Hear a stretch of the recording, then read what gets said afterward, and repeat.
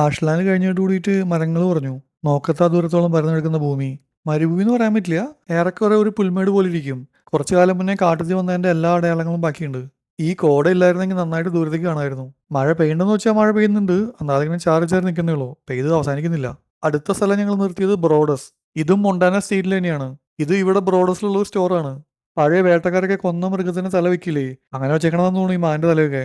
ഇവിടെ 10-25 മൈൽ ചുറ്റളവിലുള്ള പ്രധാന ടൗൺ ആണിത്. അങ്ങനെ അവിടുന്ന് പുറപ്പെട്ടു. അടുത്ത സ്റ്റോപ്പ് അൽസദ. അൽസദ എന്നാണ് പറയുന്നത് അറിയില്ല. ഇതാണ് സ്പെല്ലിങ്. ഇടയ്ക്കുള്ള വഴിയിൽ ദേ നോക്കത്താതെ ദൂരത്തോളം പരന്നെടുക്കുന്ന ഭൂമി. മരങ്ങൾ വളരെ കുറവാണ്. മൊത്തം പുല്ലും പിന്നെ കുറ്റിച്ചെടികളാണ്. കണ്ടിട്ട് വെള്ളമുള്ള സ്ഥലമാണ്. പിന്നെ എന്താണ് മരങ്ങളില്ലാത്തത്? ഇതാണ് ഇവിടുത്തെ അൽസദയിലുള്ള ഗ്യാസ് സ്റ്റേഷൻ. ഇവിടെ കയറി ചായക്ക് കുടിച്ച് വീണ്ടും യാത്ര തുടരുകയാണ്. ഇവിടെയൊക്കെ ജനവാസം ഉണ്ടോന്ന് വെച്ച് കഴിഞ്ഞാൽ ജനവാസം ഉണ്ട്.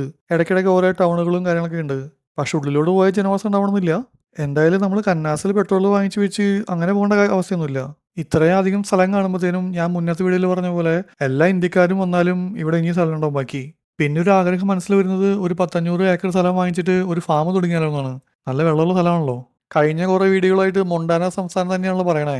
ഈ സംസ്ഥാനം ഒരു ഒന്നൊന്നര സംസ്ഥാനം തന്നെയാണ്. ഇപ്പൊ ഞങ്ങൾ ഈ മൊണ്ടാന സംസ്ഥാനത്തിന്റെ ബോർഡറിൽ എത്തിയെന്നുള്ളൂ. അടുത്ത സംസ്ഥാനം വയോമിങ്.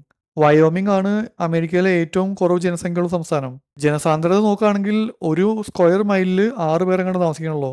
അങ്ങനെ ഞങ്ങൾ 12 അടി കൂടിയിട്ട് വയോമിങ് സംസ്ഥാനത്തിലേക്ക് കടന്നു. ഇവിടെയാണ് ഞങ്ങൾ കാണാൻ പോകുന്ന അടുത്ത പ്രധാന ടൂറിസ്റ്റ് സ്പോട്ട് ഡെവിൾസ് ടവർ എന്ന് പറയും. അതിന്റെ വിശേഷങ്ങൾ അടുത്ത വീഡിയോയിൽ പറയാം.